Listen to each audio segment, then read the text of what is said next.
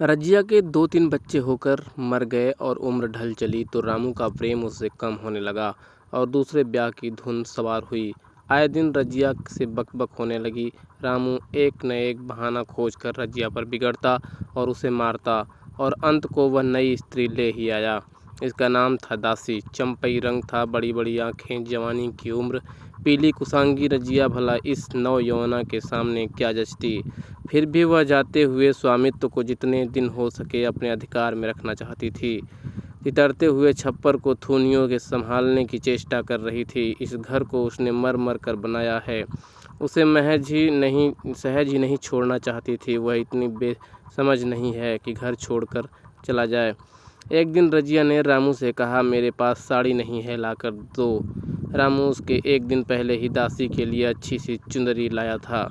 रजिया की मांग सुनकर बोला, मेरे पास अभी रुपया नहीं था।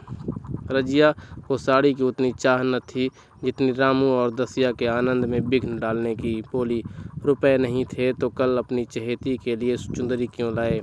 चुंदरी के बदले उसी दाम में 2 साड़ियाँ लाते, एक मेरे काम आ जाती और एक तुम्हारे उस दासी के लिए।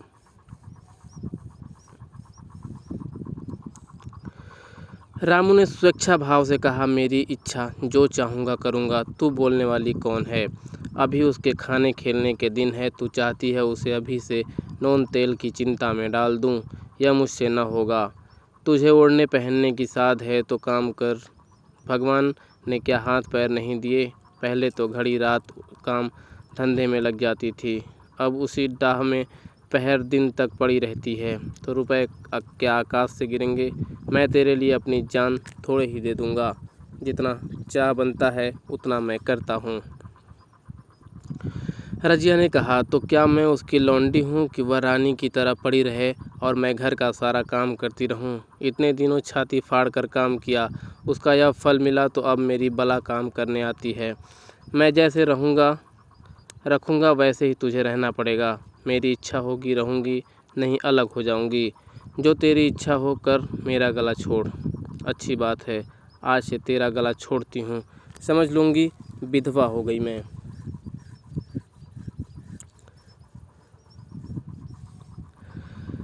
रामू दिल में इतना तो समझता था कि यह गृहस्थी रजिया की जोड़ी हुई है। चाहे उसके रूप में उसके लोचन विलास के लिए आकर्षण हो या ना हो। संभव था कुछ देर के बाद वह जाकर रजिया को मना लेता, पर दासी भी कूटनीति में कुशल थी। उसने गर्म लोहे पर चोटें जमाना शुरू की। बोली, आज देवी की किस बात पर बिगड़ रही थी? रामू ने उदास मन से कहा, तेरी चुंदरी के पीछे रजिया महाभारत मचाए हुए हैं। अब कहती है अलग रहूँगी। मैंने कह दिया, तेरी जरे इच्छा हो सो कर। दसिया ने आंखें मटका कर कहा, यह सब नखरे हैं कि आकर हाथ पाँव जोड़े मनावन करे और कुछ नहीं। तुम चुपचाप बैठे रहो, 2-4 दिन में आप ही गर्मी उतर जाएगी। तुम कुछ बोलना नहीं, उसका मिजाज और अरमान पर चढ़ जाएगा। रामू ने गंभीर भाव से कहा, दासी तुम जानती हो वह कितनी घमंडिन है। वह मुंह से जो बात कहती है उसे कर कर ही छोड़ती है। रजिया को भी रामू से ऐसी कृतज्ञता की आशा न थी। वह जब पहले सी सुंदर नहीं, इसलिए रामू को अब उसे प्रेम नहीं है। पुरुष चरित्र में यह कोई असाधारण बात न थी, लेकिन रामू उससे अलग रहेगा इसका विश्वास न आता था।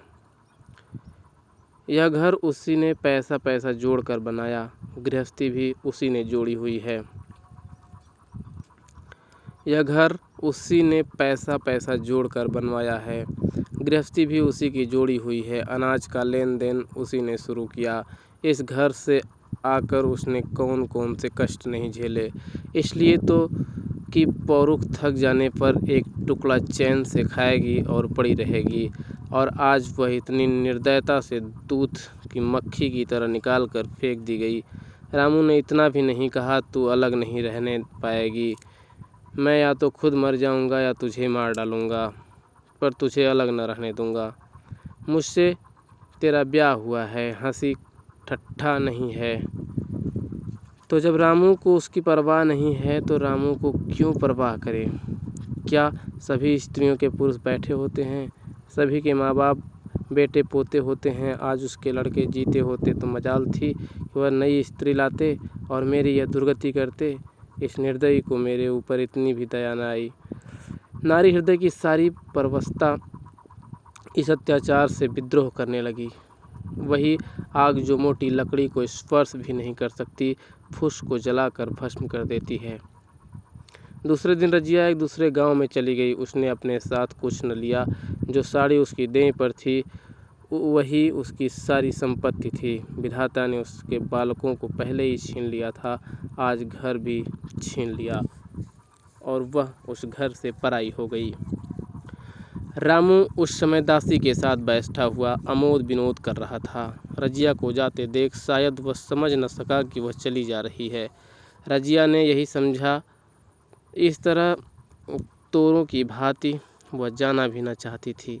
वह दासी को, उसके पति को और सारे गांव को दिखा देना चाहती थी कि वह इस घर से थैले की भी चीज़ नहीं ले जा रही है। गांव वालों की दृष्टि में रामू का अपमान करना ही उसका लक्ष्य था। उसके चुपचाप चले जाने से तो कुछ भी न होगा। रामू उल्टा सबसे कहेगा रजिया घर की सारी संपदा उठा ले गई।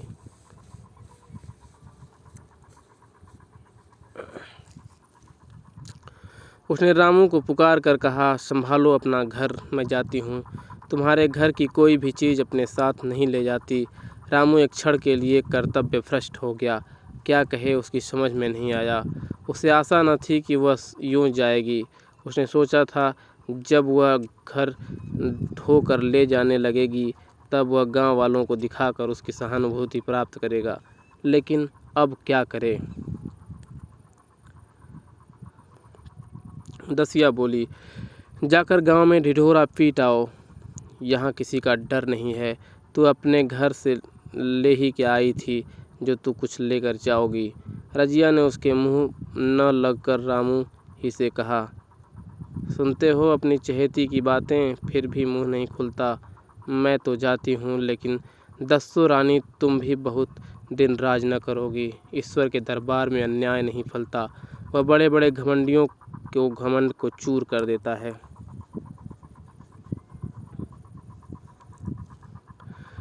दसिया ठट्ठा मारकर हंसी, पर रामू ने सिर झुका लिया। रजिया चली गई। रजिया जिस नए गांव में आई थी वह रामू के गांव से मिला हुआ था, अतएव यहाँ के लोग उसे परिचित हैं। वह कैसी कुशल गृहिणी है, कैसी मेहनती, कैसी बात की सच्ची, यह यहाँ किसी से छिपा न था। रजिया को मजूरी मिलने में कोई बाधा न हुई।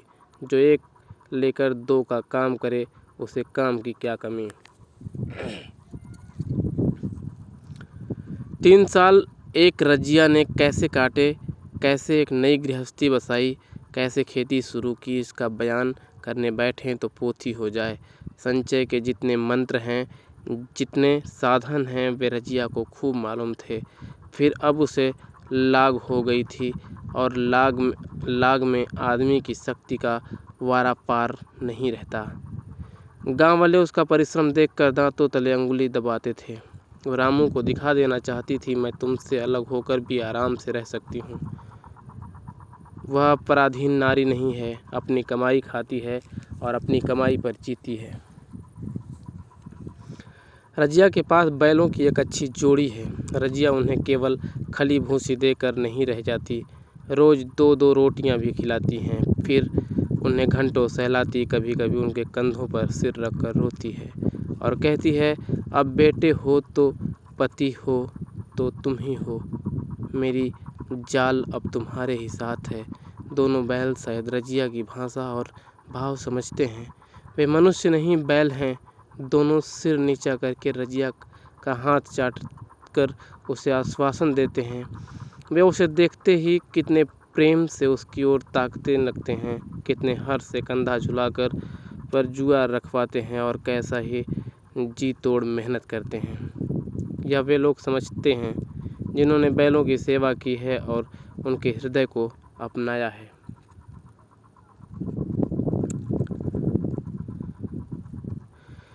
रजिया इस गांव की चौधराइन है। उसकी बुद्धि जो पहले नित्य आधार खोजती रहती थी और स्वच्छंद रूप से अपना विकास न कर सकती थी, अब वह छाया से निकलकर प्रौढ़ और उन्नत हो गई है। एक दिन रजिया घर लौटी तो एक आदमी ने कहा, तुमने नहीं सुना चौधराइन, रामू तो बहुत बीमार है। सुना 10 लंघन हो गए हैं। रजिया ने उदासीनता से कहा, जूड़ी है क्या? जूड़ी नहीं, कोई दूसरा रोग है। बाहर खाट पर पड़ा था, मैंने पूछा कैसा जी है रामू, तो रोने लगा। बुरा हाल है, घर में एक पैसा भी नहीं है। दवा दारू करे दसिया के एक लड़का हुआ है, वह तो पहले भी काम धंधा न करती थी और अब तो लड़कोरी है, कैसे काम करने जाए। सारी मार रामू के सिर जाती है, फिर गहने चाहिए, नई दुल्हन, यूँ कैसे रहे। रजिया ने घर में जाते हुए कहा, लेकिन अंदर उसका जी न लगा। वह एक क्षण में फिर बाहर आ गई। शायद उस आदमी से कुछ पूछना चाहती थी और इस अंदाज से पूछना चाहती थी मानो उसे कुछ परवाह नहीं है, पर वह आदमी चला गया था। रजिया ने पूरब पश्चिम जाकर देखा, वह कहीं न मिला। तब रजिया द्वार के चौखट पर बैठ गई। इसे वे शब्द याद आए जो उसने 3 साल पहले रामू के घर चलते समय कहे थे। उस वक्त जलन में उसने वह श्राप दिया था, अब वह जलन न थी। समय ने उसे बहुत कुछ शांत कर दिया था। रामू और दासी की हीनावस्था अब ईर्ष्या के योग नहीं रही, दया के योग्य हो गई थी। उसने सोचा, रामू को 10 लंघन हो गए हैं तो अवश्य ही उसकी दशा अच्छी न होगी। कुछ ऐसा मोटा ताजा तो पहले भी न था, 10 लंघन ने तो बिल्कुल ही घुला डाला होगा। फिर इधर खेती बाड़ी में भी टोटा ही रहा, खाने पीने को भी ठीक ठाक न मिला होगा। पड़ोसी की एक स्त्री ने आग लेने के बहाने आकर पूछा, सुना है रामू बहुत बीमार है, जो जैसे करेगा वैसा पाएगा। तुम्हें इतनी बेदर्दी है, निकाला कि कोई अपने बैरी को भी न निकालता।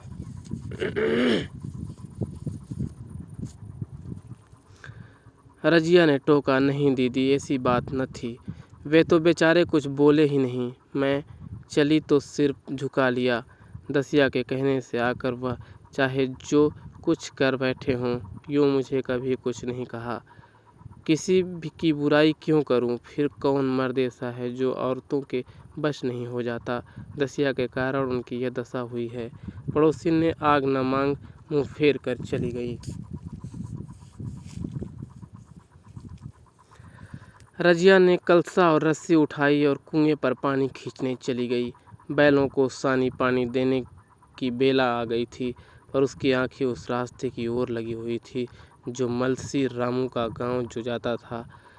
कोई उसे बुलाने अवश्य आ रहा होगा। नहीं, बिना बुलाए वह कैसे जा सकती है? लोग कहेंगे आखिर दौड़ी चली आई। मगर रामू तो अचेत अवस्था में पड़ा होगा। 10 लंघन थोड़े नहीं होते, उसकी देह में था कि ही क्या। फिर उसे कौन बुलाएगा? दसिया को क्या गरज पड़ी है? कोई दूसरा घर कर लेगी, जवान है, 100 ग्राहक निकल आवेंगे। अच्छा, वह आ तो रहा है। हाँ, आ रहा है। कुछ घबराया सा जान पड़ता है। कौन आदमी है? इसे तो कभी मलसी में नहीं देखा, मगर उस वक्त मलसी कभी गई भी तो नहीं। 2-4 नए आदमी आकर बसे होंगे। बटोही चुपचाप कुएं के पास से निकला। रजिया ने कलसा जगत पर रख दिया और उसके पास जाकर बोली, रामू महतो ने भेजा है तुम्हें? अच्छा तो चलो घर में, मैं तुम्हारे साथ चलती हूँ। नहीं, अभी मुझे कुछ देर है। बैलों को सानी पानी देना है, दिया बत्ती करनी है। तुम्हें रुपए दे दूँ, जाकर दसिया को दे देना। कह देना कोई काम हो तो बुला भेजे। बटोही रामू को क्या जाने, किसी दूसरे गांव का रहने वाला था। पहले तो चकराया, फिर समझ गया। चुपके से रजिया के साथ चला गया और रुपए लेकर लंबा हुआ। चलते चलते रजिया ने पूछा, अब क्या हाल है उनका? बटोही ने अटकल से कहा, अब तो कुछ संभल रहे हैं। दसिया बहुत रो धो तो नहीं रही है? रोती तो नहीं थी। वह क्यों रोएगी, मालूम होगा पीछे। बटोही चला गया तो रजिया ने बैलों को सानी पानी किया, पर मन रामू ही की ओर लगा हुआ था। स्नेह स्मृतियाँ छोटी छोटी तारिकाओं की भांति मन में उदित होती जाती थी। एक बार जब वह बीमार पड़ी थी, वह बात याद आ गई। 10 साल हो गए, वह कैसे रात दिन उसके सिंहारने बैठा रहता था, खाना पीना तक भूल गया था। उसके मन में आया, क्यों न चल कर देख ही आवे। कोई क्या कहेगा, किसका मुँह है जो कुछ कहे। चोरी करने नहीं जा रही हूँ, उस आदमी के पास जा रही हूँ जिसके साथ 15-20 साल ही हूँ। दसिया नाक सिकोड़ेगी, मुझे उससे क्या मतलब है, लेकिन मैं उससे मिलने ज़रूर जाऊंगी। रजिया ने किवाड़ बंद किए, घर मजूर को सहेजा और रामू को देखने चली। कांपती झिझकती क्षमा का दान लिए हुए रामू को थोड़े ही दिनों में मालूम हो गया था कि उसके घर की आत्मा निकल गई, और वह चाहे कितना जोर करे, कितना ही सिर खपाए, उसमें स्फूर्ति नहीं आती। दासी सुंदरी थी, शौकीन थी और फूहड़ थी। जब पहला नशा उतरा तो ठाएँ ठाएँ शुरू हुई। खेती की उपज कम होने लगी, और जो होती भी तो उटपटांग खर्च होती थी, ऋण लेना पड़ता था। इसी चिंता और शोक में उसका स्वास्थ्य बिगड़ने लगा। शुरू में कुछ परवाह न की, परवाह करके ही क्या करता, घर में पैसे न थे, और जब पैसे घर में ना हों तो दिमाग काम करना बंद कर देता है। अताइयों की चिकित्सा ने बीमारी की जड़ और मजबूत कर दी, और आज 10-12 दिन से उसका दाना पानी छूट गया था। मौत के इंतजार में खाट पर पड़ा कराह रहा था, और अब वह दशा हो गई थी जब वह भविष्य में निश्चित होकर अतीत में विश्वास करते हैं। जैसे कोई गाड़ी आगे का रास्ता बंद पाकर पीछे लौटे। रजिया को याद करके वह बार बार रोता और दासी को कोसता, तेरे ही कारण मैंने उसे घर से निकाला। वह क्या गई, लक्ष्मी चली गई, मैं जानता हूँ। अब भी बुलाऊँ तो दौड़ी आएगी, लेकिन बुलाऊँ किस मुँह से। एक बार वह आ जाती और उसके अपने अपराध क्षमा करा लेती, फिर मैं खुशी से मरता, और लालसा नहीं है जीने की। और अब जी के करूँगा ही क्या। सहसा रजिया ने आकर उसके माथे पर हाथ रखते हुए पूछा, कैसा जी है तुम्हारा। मुझ तो आज हाल मिला। रामू ने सहज नेत्रों से उसे देखा, पर कुछ कह न सका। दोनों हाथ जोड़कर उसे प्रणाम किया, पर हाथ जुड़े ही रह गए और आंख उलट गई। लाश घर में पड़ी थी, रजिया रोती थी, दसिया चिंतित थी। घर में रुपए का नाम नहीं, लकड़ी तो चाहिए ही, उठाने वाले भी जलपान करेंगे ही, कफन के बगैर लाश उठेगी कैसे। 10 से कम का खर्चा न था, और यहाँ रुपया था ही नहीं। घर में 10 पैसे भी नहीं। डर रही थी कि आज गहना आफत आई। ऐसी कीमती भारी गहने ही कौन थे, किसान की बिसात ही क्या। 2-3 नग बेचने से 10 मिल जाएंगे, मगर और हो ही क्या सकता है। उसने चौधरी के लड़के को बुलाकर कहा, देवर जी, यह बेड़ा कैसे पार लागे। गांव में कोई धेले का भी विश्वास नहीं करने वाला। मेरे गहने हैं, चौधरी से कहो इन्हें गिरो रख कर आज का काम चलाएं, फिर भगवान मालिक है।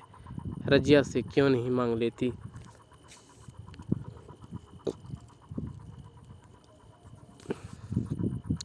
सहसा रजिया आंखें पोंछती हुई आ निकली, कान में भनक पड़ी। पूछा, क्या है जोखू, क्या सलाह कर रहे हो। अब मिट्टी उठाओगे कि सलाह की बेला है। हाँ, उसी का इंतजाम कर रहा हूँ। रुपए पैसे तो यहाँ होंगे नहीं, बीमारी में खर्च हो गए होंगे। इस बेचारी को तो बीच मझधार में लाकर छोड़ दिया। तुम लपक कर उस घर चले जाओ, भैया कौन दूर है, कुंजी लेते आओ। मंजूर से कहा, भंडार से 50 रुपये निकाल दे, कहना ऊपर की पटरी पर रखे हैं।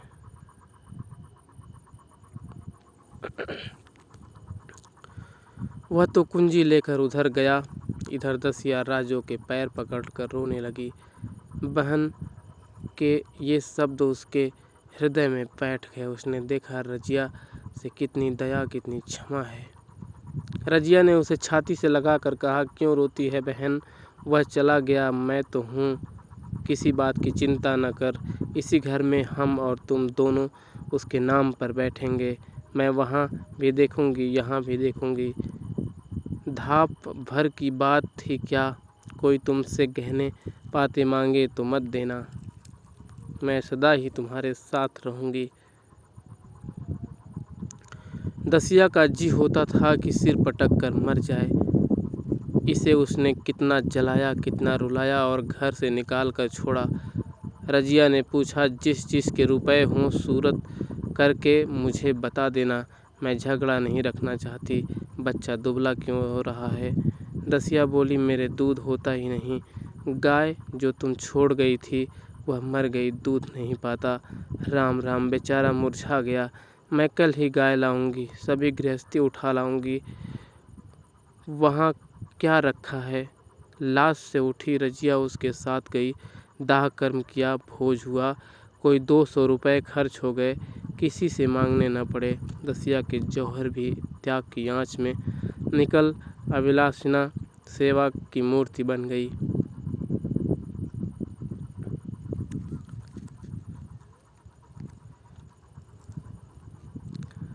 आज रामू को मरे 7 साल हुए हैं। रजिया घर संभाले हुए है। दसिया को वह सौत नहीं बेटी समझती है। पहले उसे पहना कर तब आप पहनती है, उसे खिलाकर आप खाती है। जोखू पढ़ने जाता है, उसकी सगाई की बातचीत पक्की हो गई है। इस जाति में बचपन में ही ब्याह हो जाता है। दसिया ने कहा, बहन गहने बनवा कर क्या करोगी? मेरे गहने तो धरे ही हैं। रजिया ने कहा, नहीं री, उसके लिए नए गहने बनवाऊंगी। वो भी तो मेरा साथ चलता है। जब थक जाऊं तो जो चाहे करना। मेरे अभी पहनने ओढ़ने के दिन हैं, तू अपने गहने रहने दे। नाइन ठाकुर सुहाती करके बोली, आज जोखू के बाप होते तो कुछ और बात होती। रजिया ने कहा, वे नहीं हैं, मैं तो हूँ। वे जितना करते मैं उसका दुगना करूँगी। जब मैं मर जाऊँ तब कहना कि जोखू का बाप नहीं है। मैं माँ और बाप दोनों का फर्ज निभाऊंगी। ब्याह के दिन दसिया को रोते देखकर रजिया ने कहा, बहू तुम क्यों रोती हो? अभी तो मैं जीती हूँ, घर तुम्हारा है, जैसे चाहो रहो। मुझे एक रोटी दे दो बस, और मुझे क्या करना है? मेरा आदमी मर गया, तुम्हारा तो अभी जीता है। दसिया ने उसकी गोद में सिर रखकर और खूब रोई। जी तुम मेरी माता हो, तुम न होती तो मैं किसके द्वार पर खड़ी होती? घर में तो चूहे लौटते थे, उसके राज में मुझे दुख ही दुख उठाने पड़े। सुहाग का सुख तो मुझे तुम्हारे राज में मिला। मैं दुख से नहीं रोती हूँ, भगवान की दया पर कि कहाँ मैं और कहाँ यह खुशहाली। रजिया मुस्कुरा कर रो पड़ी।